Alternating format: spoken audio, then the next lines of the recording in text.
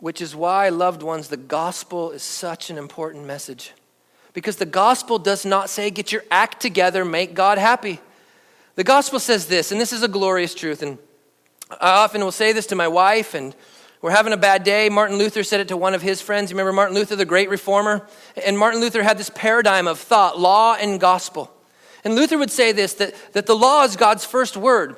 The law declares to us the holiness and the righteousness of God, and it shows us our utter insufficiency, how we are absolutely doomed. And if the law was God's only word, oh, how miserable would our existence be. But Luther said the law is not God's final word. God has spoken his final and ultimate word to us in his Son, and that is the word of the gospel. That is the word of good news. That is the word that though we fail by the law's standards, each and every one of us, there has come one who has perfectly fulfilled that law. And that his righteousness can be your righteousness, it can be my righteousness through faith in the workings of God through Jesus Christ our Savior. That is God's final word. Now Luther would tell his friend, Luther had a friend who struggled.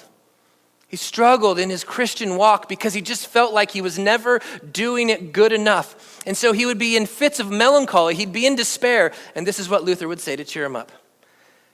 Cheer up. You're far worse than you think. Why would he say that? Here's this guy struggling.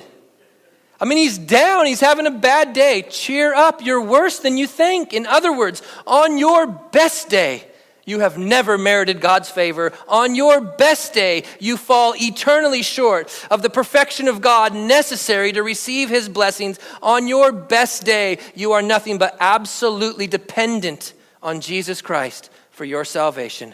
So today's just like any other day, buckaroo. You drop the ball, you miss the mark. Don't worry about it.